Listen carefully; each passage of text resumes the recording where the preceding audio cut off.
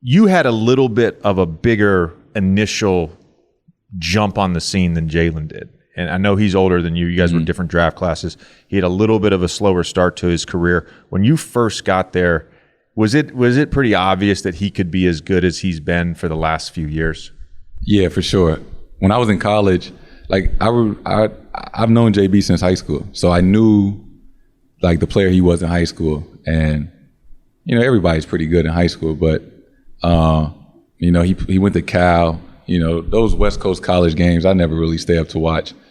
But I would watch the Celtics, when they were on TV, and that was when IT was averaging 30.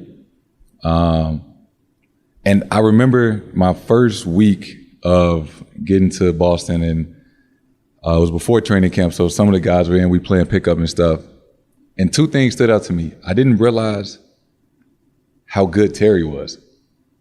Like, in an open gym setting at the time, I remember calling like my friends and family back home, and they like, how pickup going, how's Kyrie? I'm like, Kyrie's amazing, what's his name? But I'm like, Terry is like ridiculous.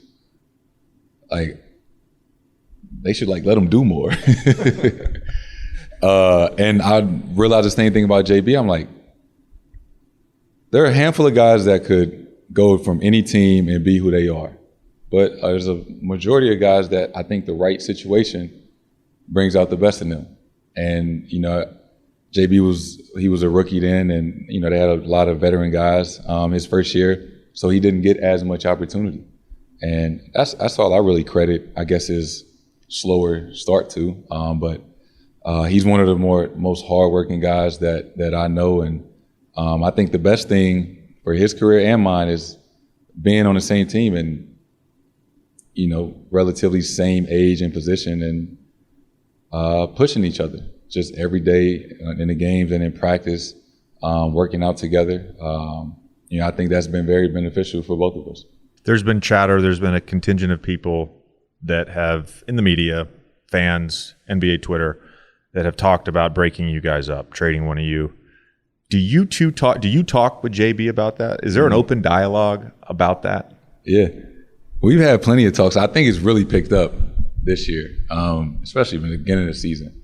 And, we had plenty of talks of like we asked each other, like, yo, do you want to be here? And we both was like, yeah. Like, and he was like, bro, I don't understand. And I was like, man, if you really think about it, we've had way more success together than, this year and what we didn't accomplish last year. JB's been in 3 conference finals, I've been in 2. And like you said, I think we're both still very far from our prime.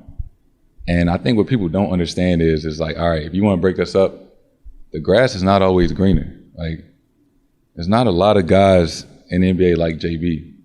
Like, so, or if you want to get rid of me, like, not to toot my own horn, but I think I'm one of the best players. So I couldn't imagine why you wouldn't want to have 2 of the best players that are under 25, on your team. And yeah, there are certain rough patches throughout the season, but we've won way more games together than we've lost. What was your sort of reaction individually, of course, and you can address if your team talked about it, but what was your sort of reaction individually when Marcus made those comments earlier in the season about you and JB and you guys needing to pass the ball? It caught me off guard, for sure. And I think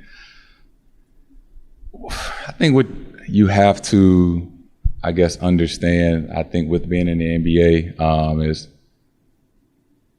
especially sometimes after, we had just blown a 18-point lead or something to Chicago. Like, this is the beginning of the season. We probably like 2-5. Everybody's frustrated. We all on edge a little bit. So when I seen it, I was like, I seen it. I wasn't angry. I wasn't mad or anything. I just waited till the next day, and I saw Smart at their facility, and we sat down and talked. And I think it was a very it was a great talk, actually. You know, we'd had some time to sleep. You know, the adrenaline was going from the game, and you know, he apologized for what he said, and you know that was something he shouldn't have said in the media, and that they got his words mixed up or whatever. And I didn't take offense. You know, I started off by saying, "Listen, bro, I'm not perfect. Like I make mistakes. I still got a long way to go from where I'm trying to get to." But you know, I think we ended the conversation on, you know, we in this together. We're all on the same team, and we trying to figure it out. And you know, obviously saying certain things like that in the media doesn't help anybody's case, because obviously that's all they talked about for the next week or so when it was referring to Celtics. But wasn't the end of the world. No harm, was no foul, and you know we're past it now. Yeah.